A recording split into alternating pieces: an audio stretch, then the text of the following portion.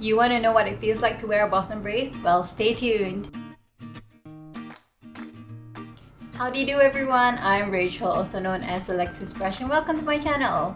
If you're new here, this is the second video installment in the series called Curvy Loving It, where I detail my personal journey with Adolescent Idiopathic S-shaped Scoliosis.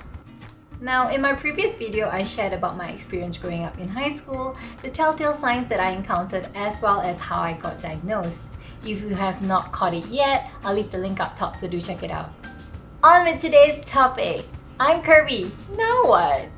Upon getting the news from my previous consultation with my orthopedic surgeon that my curvature was 28 degrees, he was still hopeful that it could still be salvaged. Now, my doctor had recommended a few treatments for me. First, that I get braced, and second, that I get targeted massages. So today, we'll be talking about getting braced. As the name suggests, yes, it's like getting braces for your teeth, except that this is for your spine or your back. So today, I'm going to try to be going pretty in-depth about it, so do bear with me. I would show you a picture of my Boston fiberglass brace, but unfortunately, I just moved houses, and somewhere in between moving houses, my dear darling brace got unintentionally thrown out. I'm still really upset about it, but this is a story for another day. To give you an idea though, it's essentially sort of like a corset made out of fiberglass with a portion cut out for your boobs, because at the time I was still growing and developing, and there are about 3 or 4 Velcro straps located at the back to allow for continuous adjustment as time went on. Now, it was recommended I wear this brace for 20 hours a day minimum for 7 days a week for a period of about 2 years. There are about 4 bracing options available: the Boston brace, the Charleston bending brace, the Milwaukee brace, and the Total Contact TLSO. As mentioned, mine was the Boston brace, and it's the most utilized brace. Now, the goal of all braces is to prevent the curvatures from progressing, and in most cases help correct them. All braces are pretty much made to measure, and this is how I got mine. Now, my orthopedic surgeon knew the owner of the facility that made these braces. If I'm not mistaken, they mainly manufactured prosthetics. So the doctor had given my mom the contact, my mom had called the owner and set an appointment for a particular weekend, and that was it. So on that particular Saturday, my parents drove me down and I was dressed in a t-shirt and jeans, because what else would I be wearing, right? I'm 17. After completing registration as well as all the paperwork and payment, we head into the casting room. Because remember, like I said, all these braces are made to measure. I was told then to strip down to my knickers as 2 male workers were standing on the side with the casting equipment. Bear in mind, I'm 17 at the time, completely developed, and still floundering with my self-esteem, body concept, body image, the works. 2 male workers that I've never seen or met in my life. I am standing in my knickers in the middle of the room. I felt so vulnerable. I felt assaulted really when these 2 men proceeded to wrap me in cling wrap and then put on what looked like a mixture of paper and water.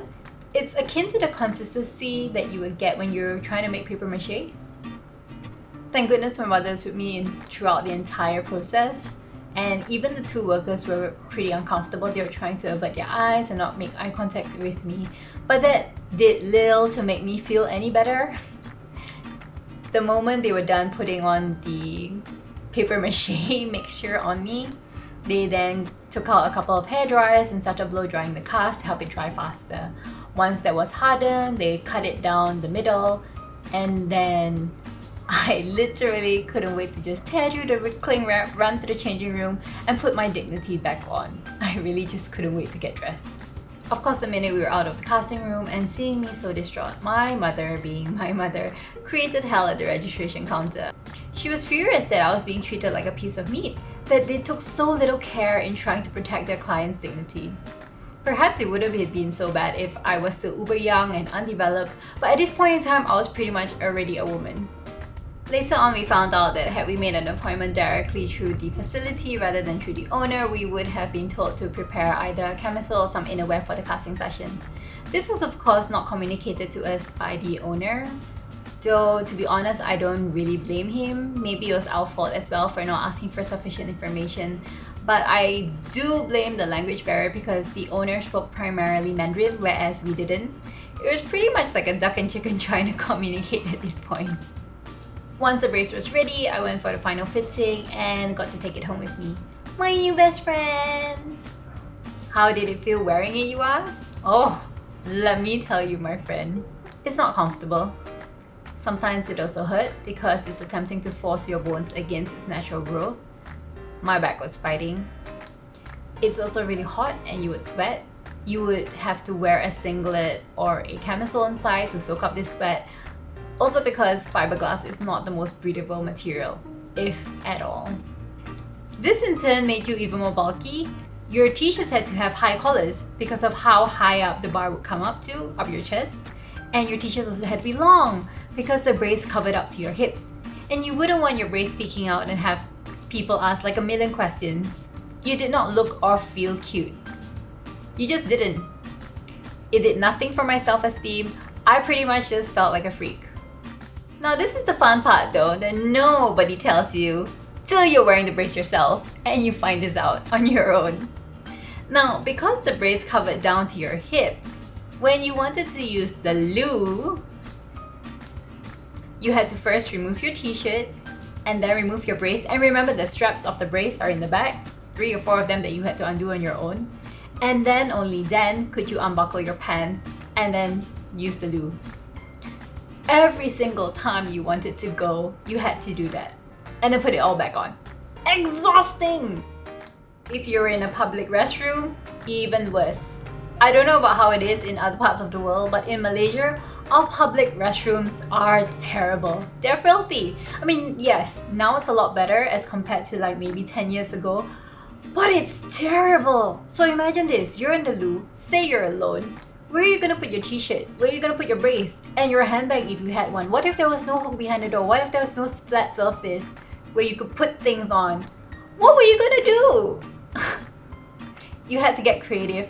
I learned how to pretty much hover over the toilet bowl, plus balance my handbag, my brace, and my t-shirt. It's a skill, really. Let's talk about flexibility, or lack of flexibility while wearing the brace. You basically couldn't bend. The nightmare was when you were in public and you dropped something. Another skill I picked up, aside from hoovering, is using my toes and my feet to learn how to pick up mostly pens, pencils, keys that I would drop off the floor. Yes. The only bright side, if somebody had, let's say, run into you, it would hurt the person more than it hurt you, just because you're pretty much like Iron Man, cast iron and all that. It was hard. Like my party trick was just always just knocking on my abdomen and have it go like it's essentially the sound. Fiberglass. I was still homeschooled at the time. Thank goodness I wasn't in government school, otherwise I would have had to wear uniforms.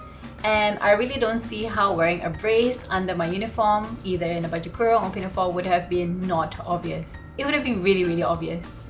But I wasn't exactly homeschooled per se. I still went to a center. I guess you could call it center schooling, but you get it. I tried wearing it for a while, but it became too much of a hassle. I was hot, I was uncomfortable, I was self-conscious. In the end, I became adamant about not wearing it to school. I couldn't deal. I just couldn't take it. The one thing that I am thankful for was that the friends that I met in homeschooling were very nice to me. They were very accepting and they didn't make me feel uncomfortable. They were just very understanding, like, oh, okay, you're wearing a brace, all right. The moment you explained it to them, they never made you feel like a freak. And for that, I'm very, very thankful. My parents and I then came to an agreement that the moment I was home, I had to wear my brace, no questions asked, only to be removed during showers or while I was using the loo. So yes, I had to learn how to sleep with it in a restricted manner. I had to learn how to tolerate the heat, and sometimes the straps would bunch up, so that can be uncomfortable. And bear in mind, the straps are also made from Velcro, so as you are tossing and turning, the straps can sort of create a lot of noise. You had to learn how to live with that as well. It really wasn't a walk in the park. All that is secondary to every day trying to tighten the brace more and more in hopes of correcting your bones and getting used to that pushing sensation that can be painful. If you're wondering about costs, if I'm not mistaken, we paid a little under 2,000 ringgit for the brace back then. But this is only if memory serves me right, and bear in mind it was a really long time ago. If you'd like to know what the cost is right now, I'm sorry, I really can't advise you on it. You probably need to do your own research for that. I'll end here for today. Thank you so much for joining me throughout this entire journey. If you have further questions about bracing that I may not have answered, feel free to drop me a question in the comment section below. In my next video, I'll actually be covering the second treatment that my doctor had recommended to me, which was targeted massages, acupuncture, and the like. If you would like to be notified when I upload the next video, please do subscribe and turn on the notification bell. Till then, take care, I'll see y'all.